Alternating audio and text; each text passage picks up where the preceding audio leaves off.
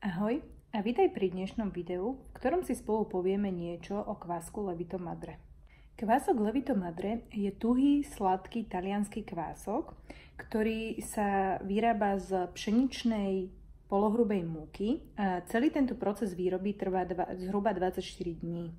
Ja ho najčastejšie používam na pečenie sladkého pečiva, rožkov a podobných záležitostí, i keď je možné s ním piec určite aj veľmi chutný a veľmi kvalitný chlebík. Ja však na chlebík používam stále ražný kvások a tento viac menej používam na vianočku, na rožky a na takéto pečivo. Takto vyzerá kvások Levito Madre, ktorý je uskladnený v chladničke. A teraz si spolu ukážeme, ako sa postarať o tento kvások, aby bol naozaj takýto krásny, bublavý, silný a aby dokázal pekne upiecť a utiahnuť nám všetko to, čo potrebujeme.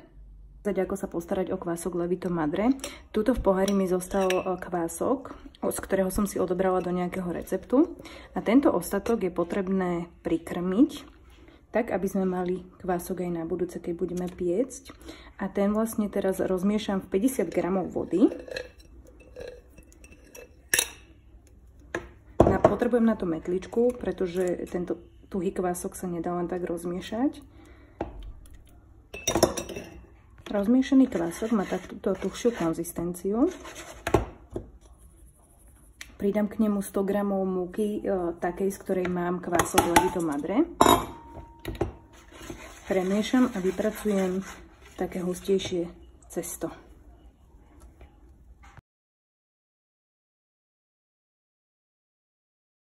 Potrebné cesto ešte vyberiem, alebo teda náš kvások vyberiem a trošku ho ešte takto premiesím na pomúčenej doske, tak aby tá konzistencia bola tuhá.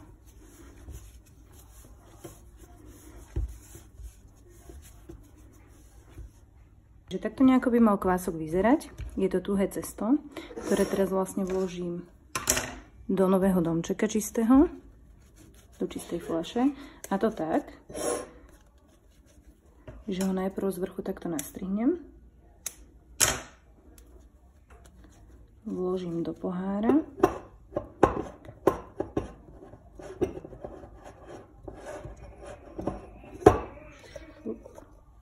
A takto vložený kvások jemne zakvapnem olivovým olejom z vrchu. Prikryjem viečkom. Iba prikryjem, nezatváram a nechám takto pri izbovej teplote nakvasiť. Bude to trvať zhruba 4 hodiny, kým vyjde úplne hore na vrch pohára. Následne pohár zašrobujem a vložím do chladničky a v chladničke vydrží zhruba 2 týždne bez toho, aby sme si ho akokoľvek všímali. Bolo vám toto video prospešné?